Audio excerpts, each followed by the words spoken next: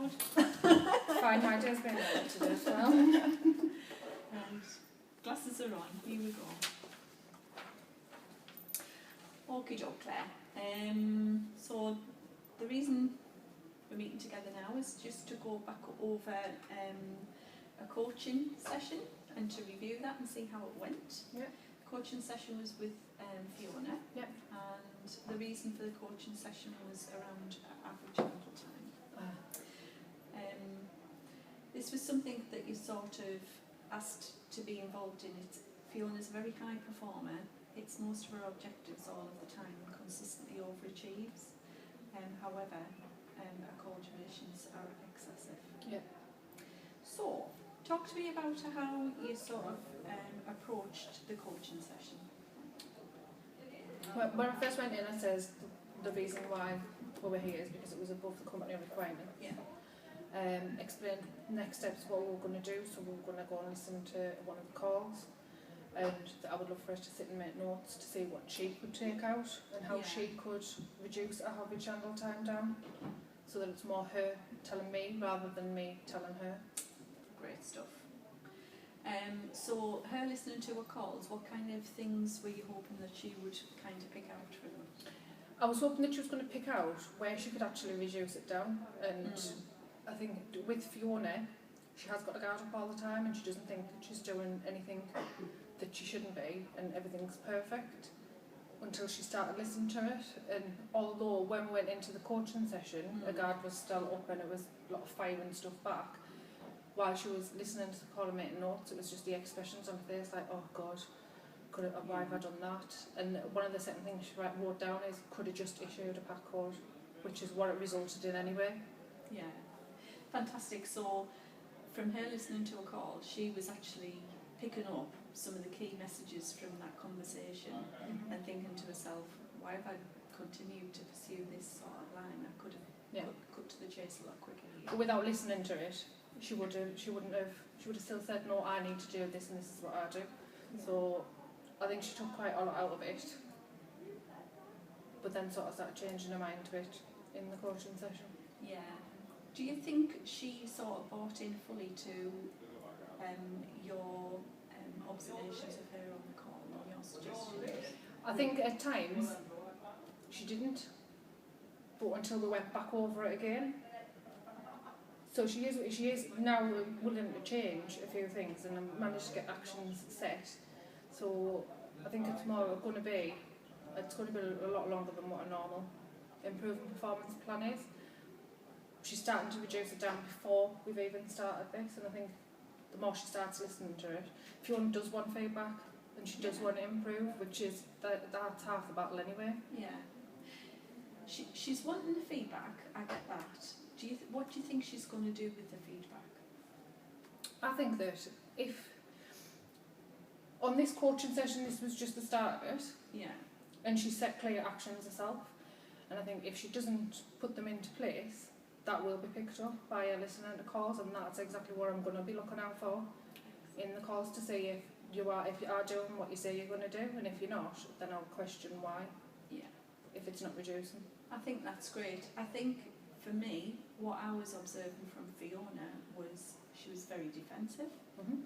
I'm going to go back through some of the things that she said during the coaching sessions and some of the language that she used, so you can kind of see what her mindset was, if you like, in this coaching session.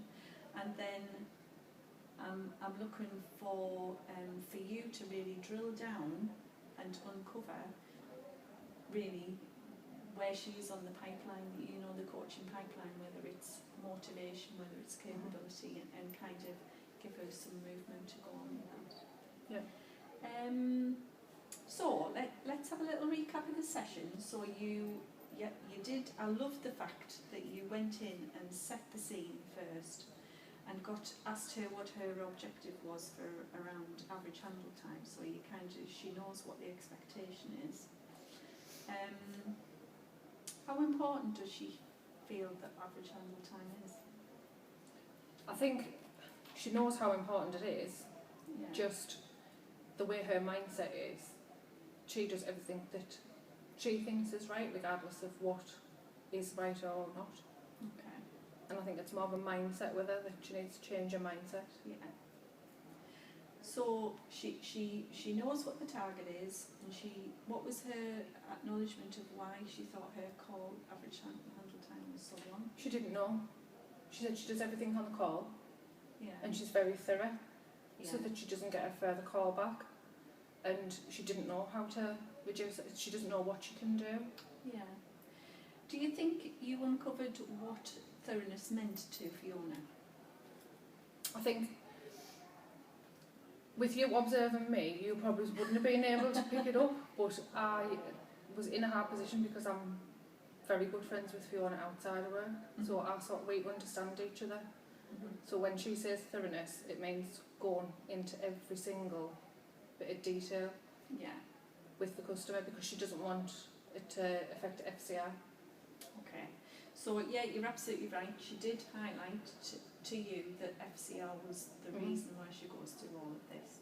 She doesn't want things to bounce back on her, does she? She wants to give it loads of information to the customer, regardless of whether they need it or not. Yeah.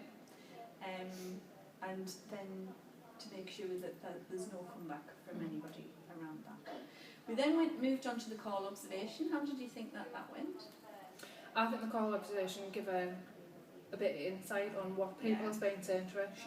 She does go way over the top of what she needs to do. Yeah.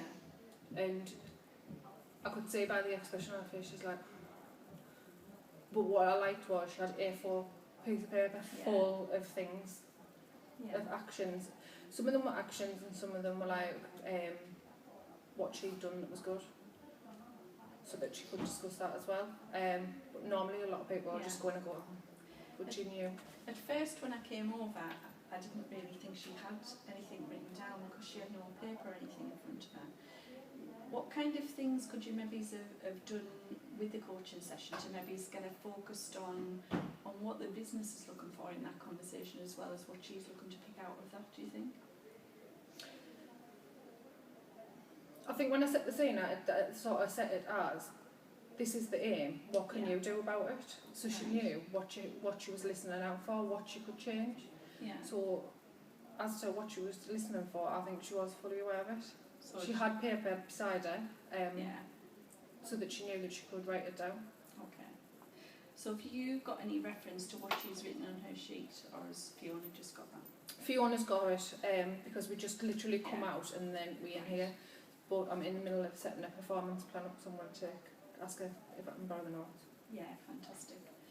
Just, if personally, if it was me doing that session, I might have sat with her with one of, the feedback forms, which we use for all call monitoring, which we're going to I rolled it out in the team meeting, and maybe it's kind of thinking about where she was bold, where she was brilliant, and where she was clear, so that she was thinking within consistency within the business, and maybe she could have written down where she demonstrated some of the behaviours that we're looking, as well as some of the of her core questioning skills, and then maybe from that you could have walked away with a copy of that, and she could have had a copy, and then that might have helped you with future sessions. I have got them to use with her in future sessions, but my aim today was get her to listen to something and realise you're not actually perfect. This does need to change, because that is what Fiona thinks, and that was my main aim, to try to start to get a buy-in in it, and then progress with that. But with Fiona, it's every bit of detail you go into, which is very time consuming. So I just wanted this session, I wanted to get a buy-in in it first. Yeah. Well, that's great. So you had a clear understanding of what you were setting out to achieve in that coaching session. It was the very first coaching session, so I'm happy that you kind of know where you're going to go further down the line. It's just whether that would have brought anything to the table a bit sooner in this coaching I think session. the expression that I was getting off Fiona in this session was that there's nothing much that she could do. It was more, rather than her coming up with it herself, it was me pushing her, so it was more of a tell, which needed to be done in the first one. So I feel if I filled that in, she would have thought she was every single thing with nothing. Yeah. And I wouldn't suggest that you fill this in, by the way. No, that's what she fills it in, but she would think, right, well, I did this good, I did that good, I did that good, which bold, brilliant and clear is. We know that she is good at what she does. what she needs to highlight is what she's not at, and I didn't feel that form will be appropriate on the first one. I appreciate that. It's a working document that we use in the business, so all I would say is, that's your evidence of what was written down by Fiona, and for future coaching sessions, if you move through the HR policies, you might want reference to what I have got them to use from anything from now. That I've got them to use. I'm going to get a copy of her notes, and I'm setting it in a improving performance plan and getting her to sign it, so that it's signed, that she has agreed to everything that's written down on there. But I have got them to use in future, where we can start pushing on what action she's done and how she's achieved it. As part of that, do you think it would help if you attended one of the call sessions that we run with Mark, where we do sort of listen to other people's calls and rate those? And the call calibration ones? Yeah. So that's an action for me to maybe arrange for that, because I think it would benefit you overall.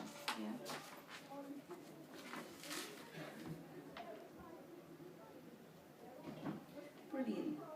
So then we got to the nitty-gritty session. You've done your call monitoring, you've listened to the call, you have your perspective on that call. I noticed you'd written a lot of notes there. A lot. And she had her notes, and then there was a heated debate. Which I was expecting. Yeah. You were prepared. You understand the behaviour that Fiona's going to bring to that table. What was the behaviour that she brought? It was going to be, I can't change anything. I don't know what I'm doing, and I've asked for help before. And whatever you're going to throw at us, I'm just going to say, well, no, I can't do that. So how did you overcome that? I think I asked her opinion first, and then when she was going through it step by step, questioning it, asking her, what if you did that? How could you change that? And when it gets to a bit of Fiona's got a guard up and likes to have a debate about everything, that's when it started being a little bit of a tell. Well, what I observed was, do you agree? And then when she listened, it was like, oh well, actually, I did take a bit too long on that. But it was acknowledging that it was a call that's not. It's not a regular call that she would have, but the impact that one call is going to have on everything else is what I wanted to show her. And just by shaving a few seconds off it is going to make a difference. I agree. I've written some notes here of what she actually said. She said, I could have given a pack code in the first 60 seconds, but then she said, and he's constantly talking over me all of the time. And personally, if that was me in that situation, I would have said, why do you feel that the customer needs to talk over you? Because I think what was probably happening in that conversation was she's not acknowledging what the customer's saying. She was having her own conversation and had direction for that call, and maybe it's just to highlight where that the customer talking over and what the questions were and the information that Fiona gave actually could have helped her to understand why the talking over happened. But I absolutely loved it when you came back in and said, but the customer was talked over because you didn't question him or understand what he was saying. You didn't actually acknowledge what that customer said in the call. What happened there? It was like a penny dropped, didn't it? I was shocked. Because I actually think she listened to that call with a mindset of being defensive, but then when you were able to drill down to actually what happened in that conversation, in reality, that was when the light bulb came on. Don't you?